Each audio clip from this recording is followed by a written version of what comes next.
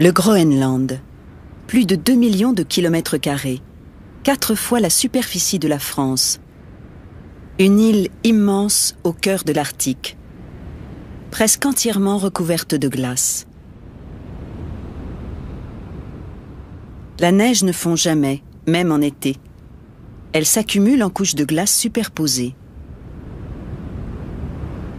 Voici le centre de l'île. Ici, la glace atteint une épaisseur de 3000 mètres qui a mis 250 000 ans à se constituer. C'est là qu'est implanté le siège d'un projet scientifique d'intérêt mondial. Le projet Groenland Ice Core est une campagne internationale qui a permis de prélever des échantillons de la calotte glaciaire du Groenland sur toute son épaisseur. Des chercheurs originaires de 10 pays participent à ce projet. Presque toutes les heures, une carotte de glace de 3 mètres de long et de 10 cm de diamètre est extraite du sol.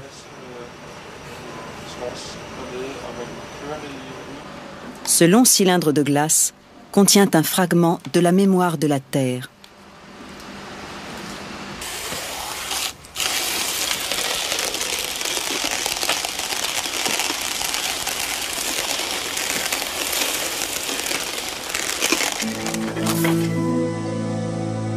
De fines rayures apparaissent sur ces prélèvements. Chaque strie représente une année et contient les traces des éléments présents dans l'atmosphère au cours de cette année-là. L'analyse de ces éléments permet de retracer en détail les variations climatiques. On y découvre notamment que la température annuelle moyenne a subi une sévère fluctuation, près de 10 degrés en quelques décennies seulement. Notre Terre a connu de nombreux bouleversements climatiques au cours des 250 000 dernières années. Mais depuis 10 000 ans, les choses se sont stabilisées. Les brusques fluctuations de température ont complètement disparu et le climat est resté continuellement tempéré. C'est une période de stabilité rare, un instant de répit dans une histoire climatique longue de 250 000 ans. Les lumières des villes brillent au clair de terre. Le climat tempéré et stable dans lequel baigne la Terre depuis 10 000 ans a permis aux hommes de prospérer et aux civilisations de s'épanouir. À la surface du globe, la température moyenne est de 15 degrés Celsius. Depuis 10 000 ans, elle n'a jamais varié de plus d'1 degré. Pourquoi, après avoir fluctué pendant 240 000 ans, s'est-elle finalement stabilisée ? Selon des études récentes, cette stabilité s'explique par la présence d'immenses courants océaniques très profonds, dont l'existence n'est connue que depuis peu. Ces courants s'écoulent très lentement, à une profondeur de 4000 mètres. Nous commençons seulement à comprendre l'effet considérable qu'ils produisent sur le climat.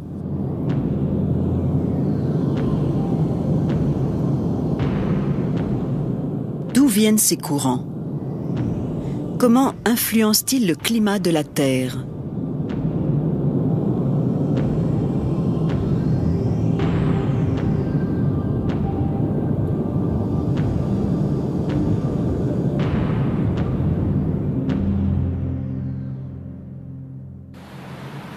Notre voyage débute dans un archipel du cercle polaire, dans l'océan Arctique. Nous sommes sur une des îles Lofoten, au nord de la Norvège. Bien qu'elle se situe à une latitude de 68 degrés nord, c'est-à-dire dans le cercle polaire, c'est une région au climat tempéré. Ici, même en plein hiver, la température reste autour de 0 degré. Il y fait 10 degrés de plus que dans certaines contrées de Sibérie ou du Canada, situées à la même latitude. Cette douceur est due à la présence du Gulf Stream, un courant chaud qui baigne les côtes des îles Lofoten. La baie, un matin d'hiver. La mer est recouverte d'une nappe de brume. Pourquoi ? Parce que la température de l'eau est supérieure à celle de l'air. L'eau est à environ 10 degrés. Réchauffée par les courants marins, l'eau de mer réchauffe à son tour l'atmosphère environnante, ce qui fait régner sur l'île un climat tempéré tout au long de l'année. C'est pourquoi cette région, au large des côtes norvégiennes, est le seul endroit du cercle polaire arctique où il ne gèle jamais, même en plein hiver. La pêche y est donc possible tout au long de l'année, et les pêcheurs des îles Lofoten comptent parmi les premiers au monde pour la morue et le hareng.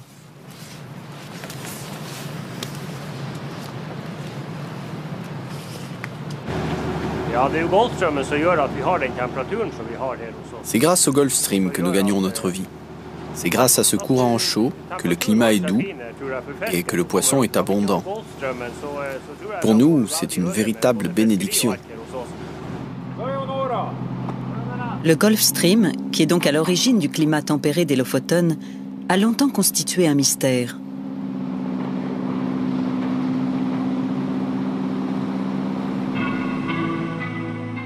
On pense généralement que les courants océaniques sont créés par les vents. Des vents forts comme les alizés et les vents d'ouest provoquent des remous à la surface de la mer et créent un brassage de l'eau. Le Kuroshio ou courant noir, ainsi que la plupart des autres grands courants océaniques, sont en effet suscités par les vents.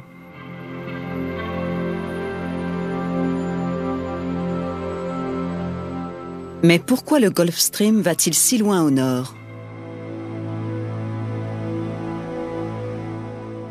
En fait, un vaste système commande le climat de la Terre.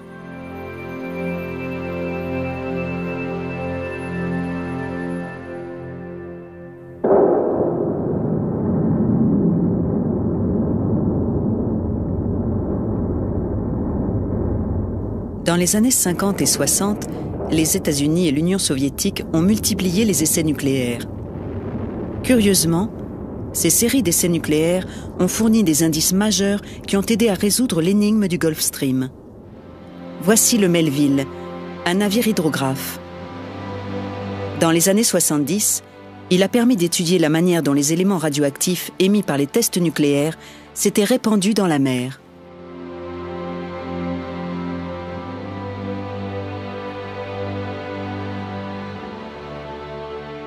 Le professeur Wallace Brocker et son équipe de l'Observatoire terrestre Lamont Doherty à l'Université Columbia ont ainsi découvert qu'un phénomène intéressant se produisait dans l'Atlantique Nord. Ils étudiaient alors un élément radioactif appelé le tritium. Dans toutes les mers du monde, le tritium demeure en suspension à quelques centaines de mètres sous la surface. Mais dans l'Atlantique Nord, sur le passage du Gulf Stream, le tritium descend jusqu'à 3000 mètres de profondeur.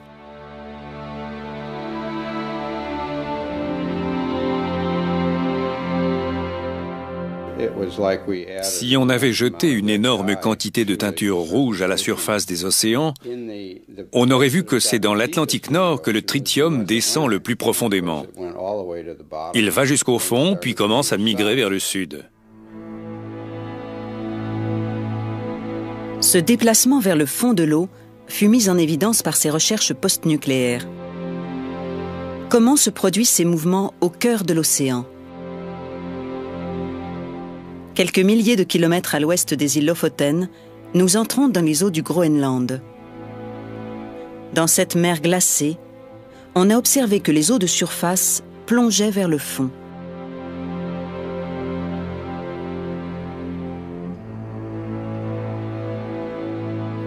Alors faisons l'expérience. Quand on met de la glace dans un réservoir d'eau, elle attire l'eau vers la surface comme un aimant.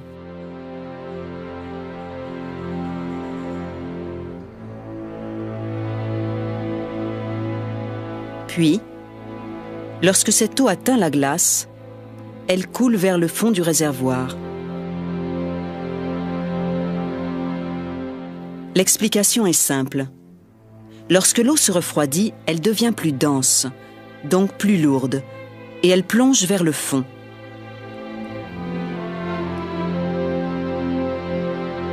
L'étude du trajet du tritium a mis en évidence que ce phénomène de plongée vers le fond, dû à ces différences de température, se produit également dans l'océan.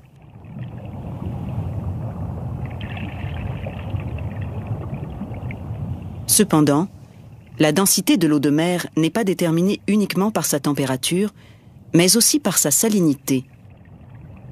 Plus l'eau est salée, plus elle devient dense et lourde.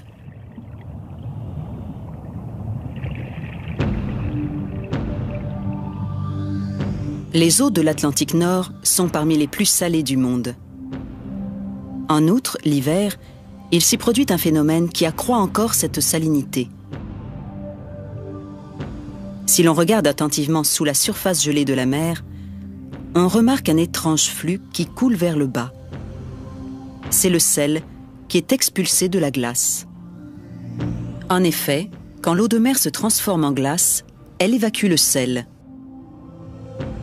De ce fait, l'eau de mer située à proximité des glaces acquiert une salinité encore plus grande. Ainsi, les eaux de l'Atlantique Nord déjà très salées deviennent encore plus froides, plus salées et plus lourdes. Ceci est une simulation par ordinateur du flot créé par une eau aussi dense et aussi lourde. Quand une eau de mer à haute salinité est refroidie par le vent, sa densité s'accroît encore et elle coule vers le fond, formant une sorte de colonne. Les recherches menées par l'équipe du professeur Brucker dans l'Atlantique Nord ont montré que le tritium plonge lui aussi vers les grandes profondeurs en empruntant ce courant profond. Quand l'eau plus dense coule vers le fond, l'eau de surface prend sa place pour compenser cette déperdition.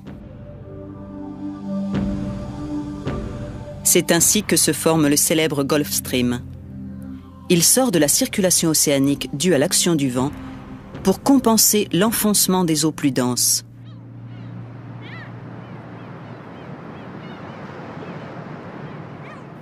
C'est cet enfoncement des eaux plus lourdes qui attire le courant chaud du Gulf Stream jusqu'à la région arctique. On sait maintenant que l'enfoncement des eaux affecte non seulement les courants de l'Atlantique Nord, mais aussi tous les courants océaniques de la planète.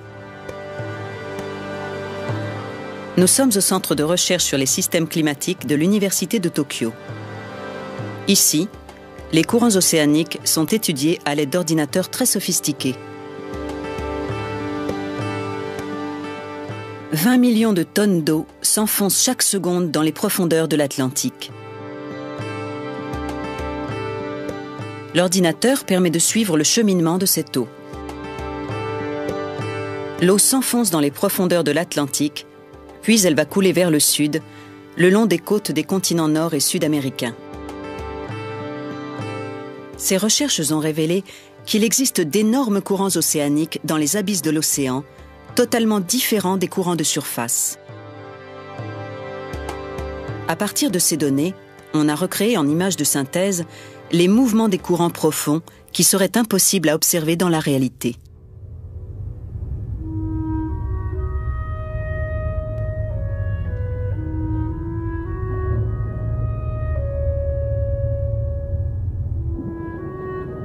C'est l'hiver au large du Groenland. Sous la surface, l'eau devenue plus dense et plus froide au contact de la glace coule vers le fond en formant des colonnes qui plongent vers les fonds marins. Ces gigantesques colonnes d'eau peuvent atteindre 1 kilomètre de diamètre. On en trouve beaucoup au large du Groenland. Leur volume est égal à 100 fois celui du fleuve Amazone.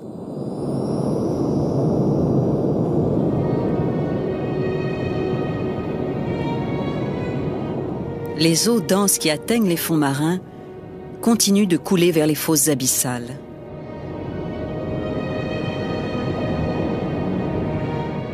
C'est ce qu'on appelle un courant océanique profond.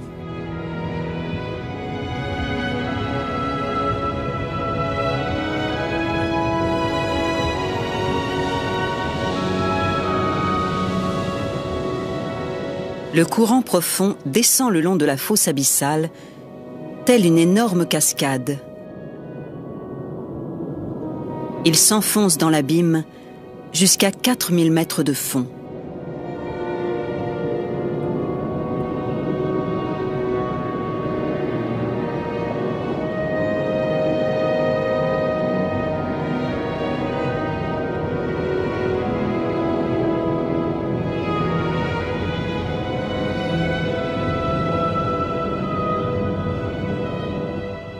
Ce courant parcourt l'océan Atlantique vers le sud en longeant le littoral du continent américain. Le mouvement de rotation de la Terre le pousse vers l'ouest et le rapproche des côtes. Ce courant mesure une centaine de kilomètres de large. Il est lent et sinueux. Il progresse à une vitesse d'environ 10 cm par seconde.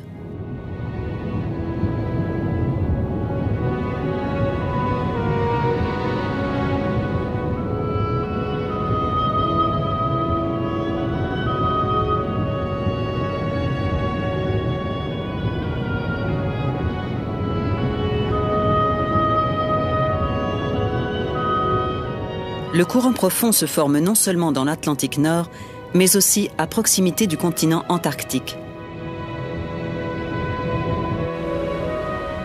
Les eaux qui entourent le continent antarctique sont encore plus froides que celles de l'Atlantique Nord, ce qui en fait probablement les eaux les plus lourdes du globe. En s'enfonçant dans l'océan, ces eaux rejoignent le courant profond et viennent le renforcer.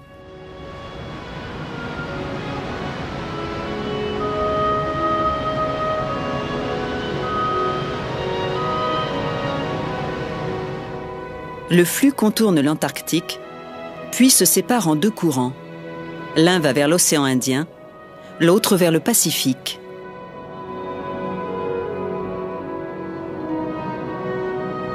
Voici le courant qui longe les côtes néo-zélandaises avant de plonger dans un abîme vertigineux.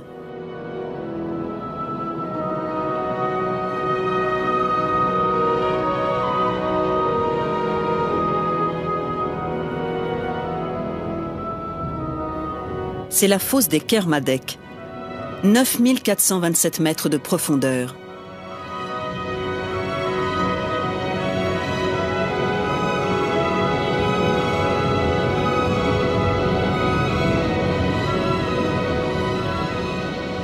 Cette gigantesque fosse du Pacifique Sud accueille les eaux du courant profond venus du Groenland.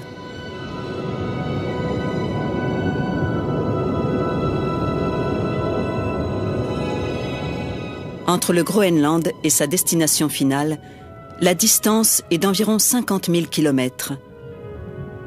Chemin faisant, le courant finit par perdre de sa force et commence tout doucement à se mélanger aux eaux de surface plus chaudes. Le courant arrive enfin au bout de son parcours, le Pacifique Nord.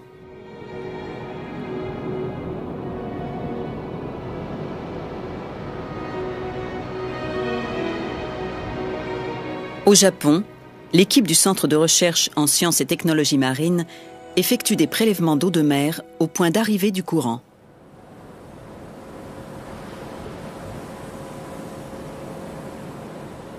L'analyse de l'eau de mer permet de savoir depuis combien de temps celle-ci n'a pas eu de contact avec l'air.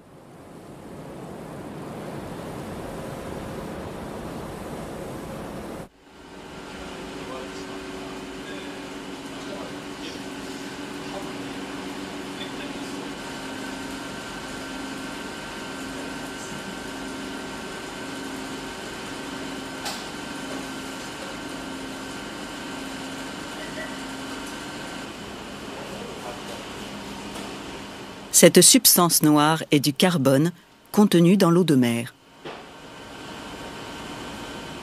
L'analyse de ce carbone révèle que l'eau qui s'est enfoncée au large du Groenland a mis 2000 ans à atteindre le Pacifique Nord. Les courants marins de surface sont rapides car ils sont dus à l'action des vents.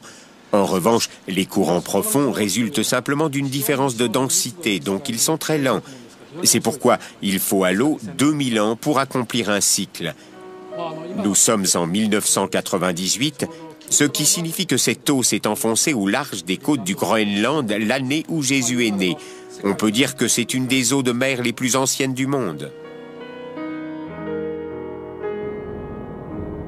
Les eaux qui ont débuté leur voyage à proximité du Groenland ont mis 20 siècles à atteindre le Pacifique Nord.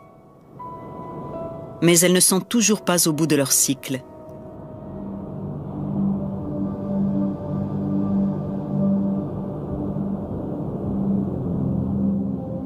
l'eau profonde remonte près de la surface dans l'océan Indien et dans l'océan Pacifique.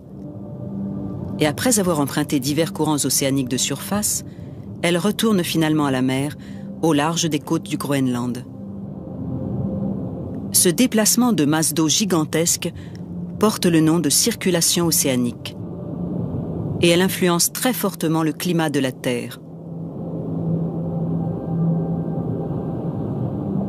D'une part, en entraînant les eaux tropicales chaudes vers le nord, elle permet de réchauffer les régions froides et de leur procurer des hivers assez doux.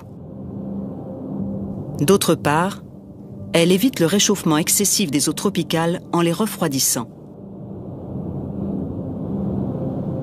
Les eaux des courants profonds sont à une température d'environ 2 degrés. Leur remontée permanente permet de réguler la température des mers tropicales, y compris celles proches de l'équateur. Cette circulation océanique suit un vaste mouvement giratoire qui refroidit la zone équatoriale et réchauffe les régions situées à des latitudes plus élevées. Elle joue en quelque sorte un rôle de climatiseur de la planète. Elle permet à la Terre de jouir d'un climat tempéré. Mais cette circulation n'est pas toujours stable. Depuis 250 000 ans, notre Terre a connu des variations de température très importantes, comme l'a prouvé l'analyse des carottes de glace forées au Groenland. À l'heure actuelle, une étude est en cours pour essayer de savoir s'il y a un rapport direct entre la circulation océanique et les variations de la température de l'atmosphère. On pense aujourd'hui que le climat tempéré, dont bénéficie la Terre depuis 10 000 ans, s'expliquerait par la stabilité de la circulation océanique. Dans cette hypothèse, les grandes fluctuations climatiques survenues avant cette période seraient dues à un dérèglement de la circulation océanique. Si c'est le cas, qu'est-ce qui a pu perturber son fonctionnement ?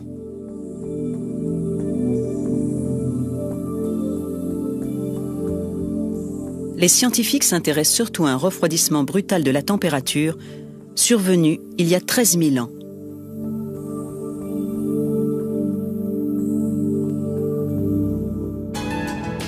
Voici le Joy Resolution, un navire spécialisé dans le forage de carottes de glace dans le sous-sol océanique. Un moyen très sûr d'explorer le passé de la planète.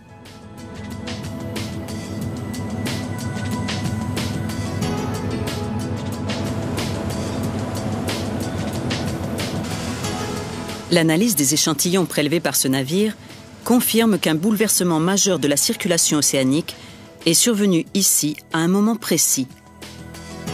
C'est à l'Institut océanographique de Woods Hole que sont conservés l'ensemble des échantillons prélevés dans les fonds océaniques du monde entier.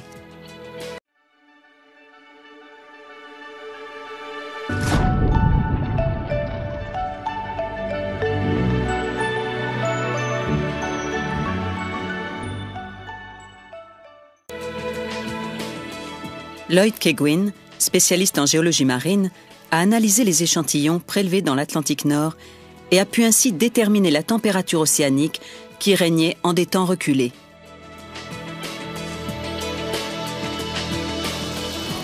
Le criblage de l'échantillon fait apparaître des fragments blancs et granuleux ayant l'apparence du sable. Il s'agit de plancton fossile.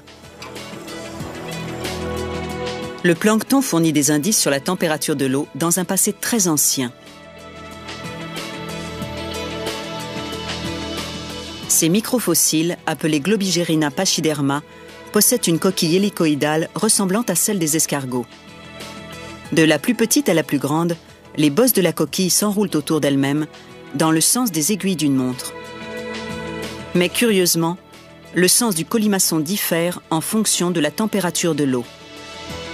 Plus elle est basse, plus on trouve de coquilles fossiles qui s'enroulent dans le sens contraire des aiguilles d'une montre, c'est-à-dire vers la gauche.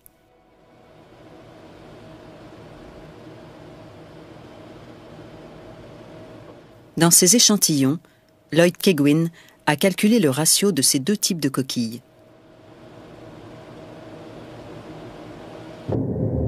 Il a ainsi découvert qu'il y a 13 000 ans, dans l'Atlantique Nord, il y a une brusque augmentation des globigérines à la coquille orientée vers la gauche, ce qui indique une chute de la température.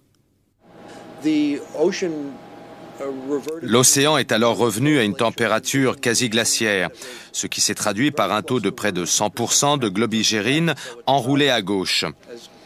C'est une des températures les plus froides que l'on peut imaginer en tant que géologue marin.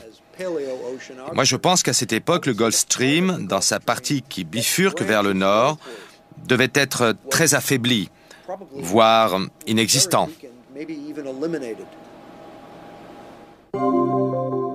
Le plancton fossile a mis en évidence une chute brutale de la température marine il y a environ 13 000 ans. Les eaux froides de l'Atlantique Nord ont donc ralenti leur chute vers les profondeurs. En conséquence, le Gulf Stream ne pouvait plus remonter vers le nord. La Terre a donc connu un fort ralentissement de la circulation océanique à cette époque. Pourquoi ?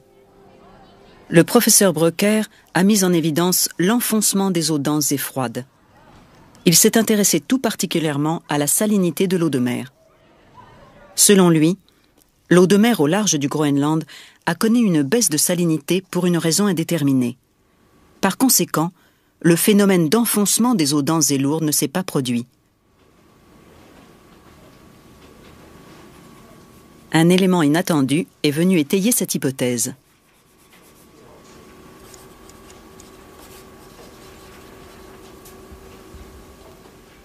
Nous sommes en pleine nature, dans l'Ontario, au Canada. Cette région présente en plusieurs endroits d'étranges particularités géologiques caractérisées par la présence de vallées creusées dans la roche.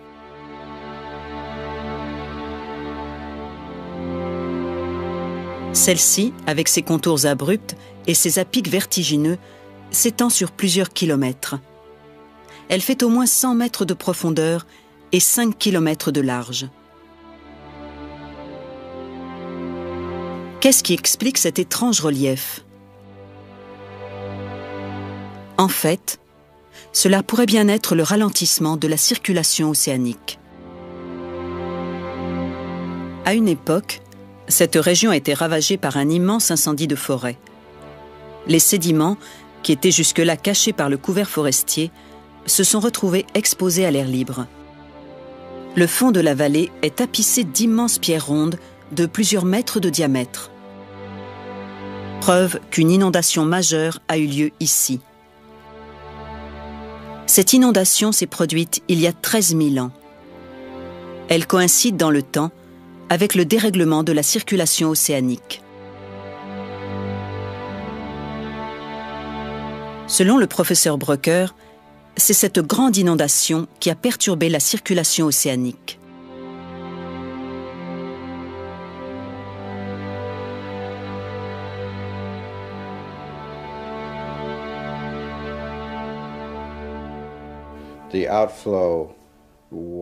L'inondation a été gigantesque. Ça a été une véritable catastrophe. La crue a débordé dans l'Atlantique Nord en y déversant de très grandes quantités d'eau douce en un temps très court. Cela a provoqué dans l'Atlantique Nord une baisse de salinité telle que les courants profonds ont cessé de se former et la circulation océanique s'est interrompue.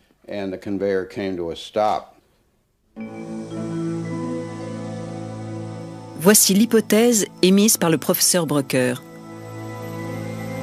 Juste avant le dérèglement de la circulation océanique, la planète sortait d'une longue période glaciaire et la température terrestre remontait progressivement. Les glaciers qui recouvraient le continent nord-américain commençaient à fondre, formant un immense lac.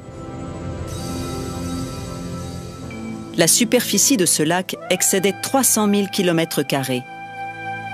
Cela constituait donc un gigantesque réservoir d'eau douce. Et un jour, il y a 13 000 ans, il y eut un brusque dérèglement. Sous l'effet de l'augmentation de la température du globe, les glaciers qui retenaient le lac commencèrent à fondre. Et le barrage de glace finit par céder.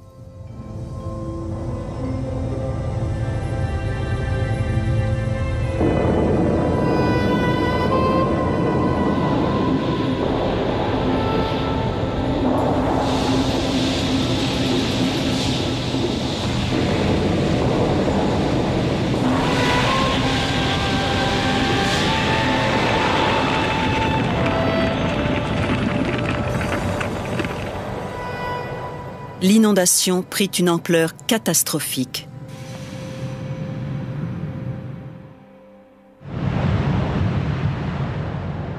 Ces images d'archives montrent une gigantesque inondation survenue en Islande en novembre 1996.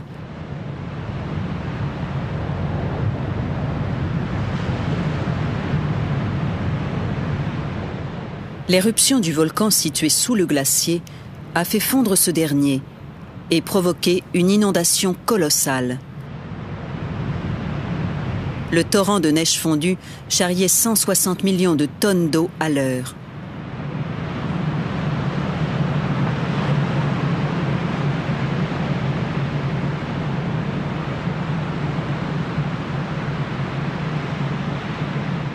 L'inondation survenue il y a 13 000 ans aurait atteint une ampleur plusieurs dizaines de fois supérieure au cataclysme islandais.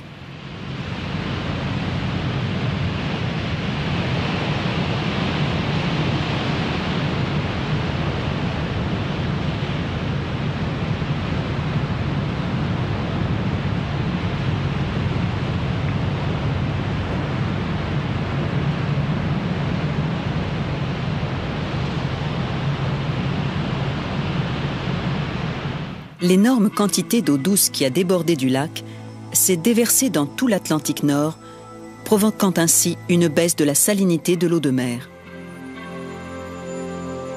Cette moindre salinité a entraîné une diminution considérable de la masse d'eau plongeant vers le fond.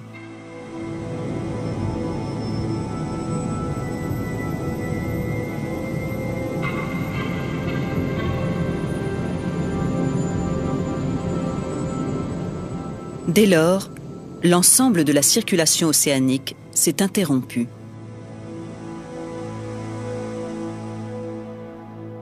Le courant chaud vers le nord, qui compensait l'enfoncement des masses d'eau froide, s'est arrêté. Par conséquent, le climat a subi un refroidissement considérable. Il ne s'agissait pas d'une transition en douceur d'un état A vers un état B, mais plutôt d'un système qui s'est déréglé et s'est mis à fonctionner par intermittence d'une façon chaotique.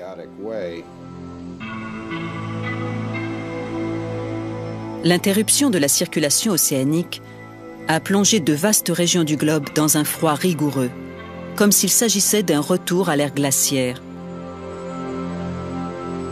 On pense qu'en certains endroits, la température moyenne a chuté de plus de 10 degrés en l'espace de 20 ou 30 ans. Ce brutal bouleversement climatique de grande ampleur fut un grave problème pour les hommes de cette époque dispersés à travers la planète.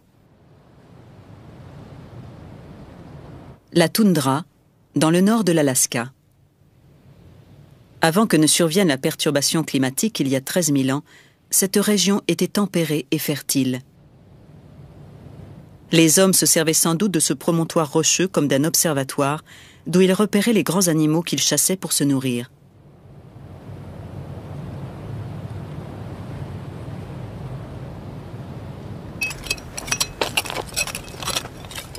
De nombreuses pointes de flèches et des outils de pierre utilisés pour la chasse ont été découverts dans les sédiments des environs. L'Alaska, où vivaient de nombreux mammouths et autres grands animaux, était une terre riche et fertile où la nourriture ne manquait pas. Mais depuis exactement 13 000 ans, les hommes ont totalement disparu de cette région du monde, comme l'atteste l'analyse des outils de pierre.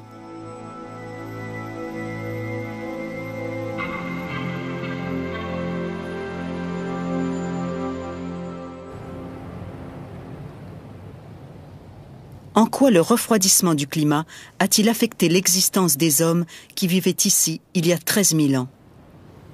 Daniel Mann, de l'Université d'Alaska, a analysé les sédiments de cette époque.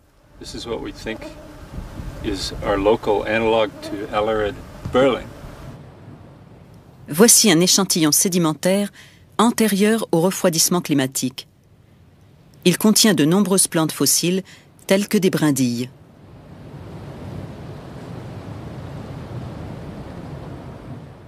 Mais les échantillons postérieurs à ce refroidissement contiennent surtout du sable et quasiment pas de plantes fossilisées. Ce qui prouve qu'entre-temps, l'Alaska était devenue une terre glacée, aride, stérile, où les plantes ne pouvaient survivre. Voici l'os pelvien d'un mammouth qui vivait jadis dans cette contrée. Les animaux de cette taille étaient herbivores. Mais à mesure que les plantes disparaissaient sous l'effet du refroidissement du climat, les mammouths et autres grands animaux ont rapidement décliné.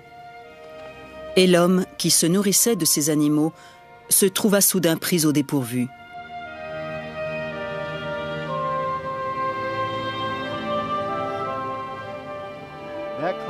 À l'époque, ce bouleversement climatique a rendu les conditions de vie plus difficiles. Et les hommes qui vivaient là ne pouvaient le supporter, pas tant à cause de la température, mais plutôt parce que l'environnement était en train de se modifier. Les plantes se modifiaient et même la nature du sol changeait. Les conditions de vie étaient plus dures et il était plus difficile de chasser les quelques animaux qui étaient encore là.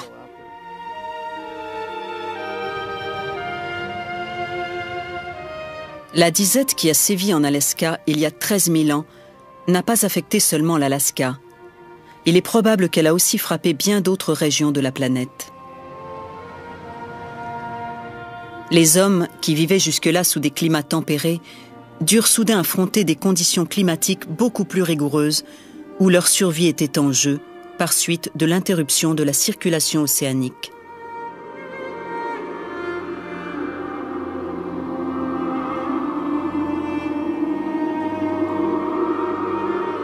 En Europe, les forêts ne tardèrent pas à disparaître et furent remplacées par des végétaux alpins beaucoup plus tolérants au froid.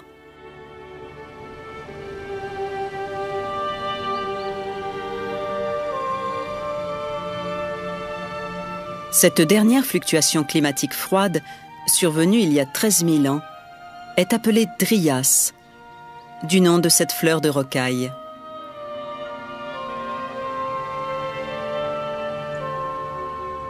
Et cette glaciation a duré 1000 ans.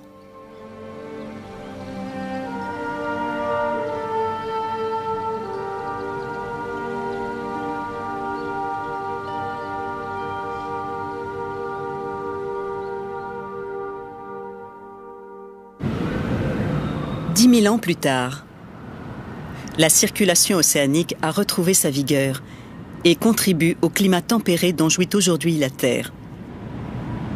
Mais cela relève du miracle.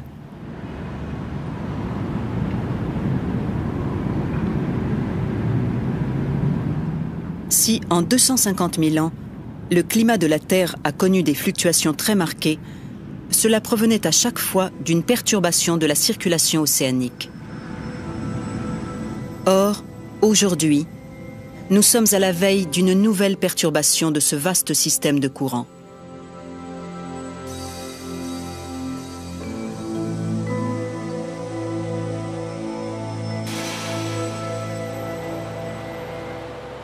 Ces hommes appartiennent à la patrouille internationale de surveillance des icebergs.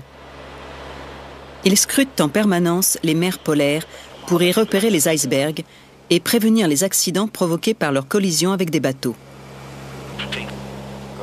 Cette unité de patrouille fut mise en place en 1914 après le naufrage du Titanic en 1912. You can say 48 north, 4830 west. These turned out to be bergs. Would they have drifted down that direction, or? The Titanic iceberg is reportedly approximately... Les courants profonds ont un rapport direct avec les icebergs. Les icebergs sont des masses de glace détachées d'un glacier terrestre et flottant sur la mer. Ils constituent de gigantesques réservoirs d'eau douce. S'ils se mettent à fondre, ils font chuter la salinité de l'eau de mer ce qui risque d'affaiblir la circulation des courants en eau profonde.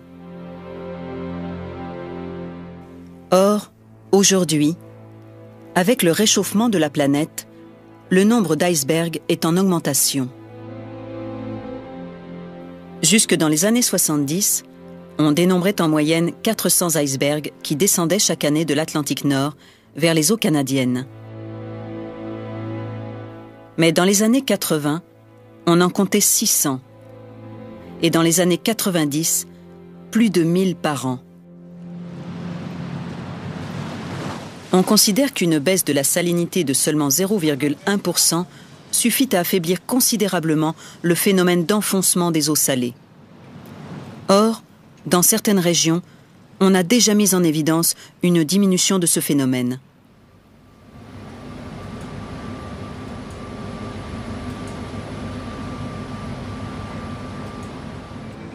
Les parties en rouge qui coulent vers le fond représentent les masses d'eau plongeantes.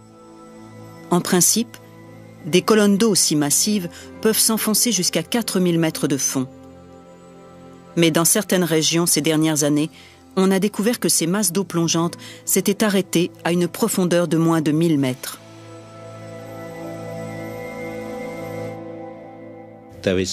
Il y a moins de sel en surface et moins de convection. Je crois que c'est ce qui explique principalement la réduction des courants de convection et le fait qu'ils soient moins profonds. C'est peut-être ce qui provoque ces grandes fluctuations de la circulation océanique. On voit donc comment une variation relativement modeste du climat peut déclencher des bouleversements beaucoup plus importants.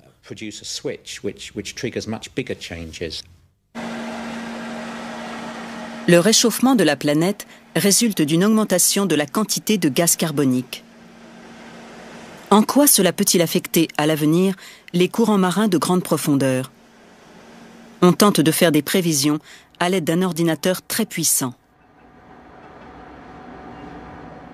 En se livrant à ces prévisions sur ordinateur, le professeur Shukuro Manabe de l'université de Princeton a remarqué que la diminution des courants de convection ne résultait pas seulement de l'augmentation du nombre des icebergs.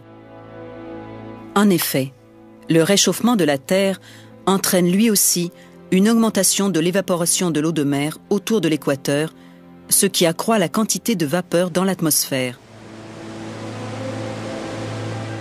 Et cette abondance de vapeur d'eau dans l'atmosphère va provoquer de fortes pluies sur la Sibérie et le Canada. Ces pluies vont venir grossir les fleuves, et la quantité d'eau fluviale qui se déversera dans l'océan Arctique et dans l'Atlantique Nord devrait augmenter de 10% par rapport au volume actuel.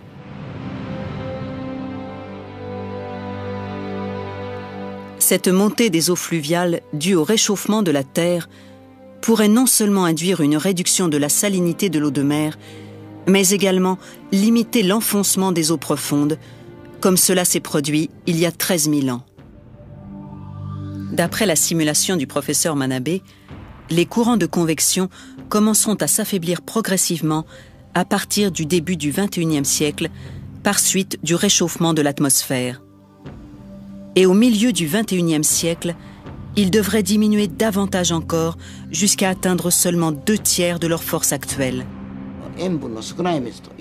Quand la surface de la mer est couverte d'eau de faible salinité, le courant qui entraîne les eaux denses vers le fond ralentit. Par voie de conséquence, le courant chaud transportant les eaux salées venues du sud cesse de circuler.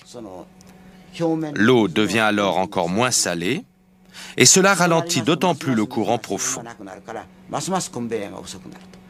Maintenant que cette circulation océanique a commencé à ralentir, elle risque de s'affaiblir très rapidement.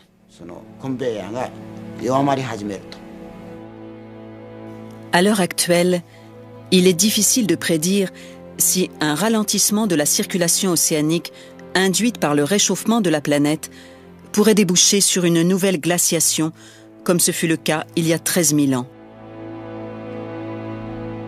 Mais on peut néanmoins s'attendre à ce qu'elle entraîne un bouleversement climatique considérable. Ce qui est vraiment inquiétant, ce sont les fluctuations brutales du climat. Si le climat change lentement, les gens auront le temps de s'adapter. Ils pourront modifier leur agriculture en fonction des conditions climatiques. Mais si le changement est brutal, s'il n'y a pas moyen de prédire ces fluctuations, cela voudrait dire que chaque année, les agriculteurs seront confrontés au dilemme de savoir ce qu'ils doivent planter, de ce qui va pousser l'année suivante, de ce que seront les conditions climatiques. J'ai dit que le climat était comme un animal en colère, et nous sommes en train de l'exciter avec nos gaz à effet de serre.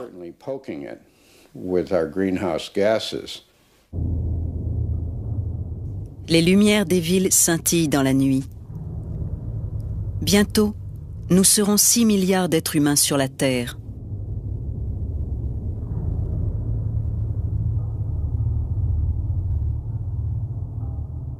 La circulation océanique est restée miraculeusement stable pendant 10 000 ans. Nous sommes maintenant à un stade crucial où nous risquons de compromettre ce fragile équilibre en favorisant le réchauffement de la planète.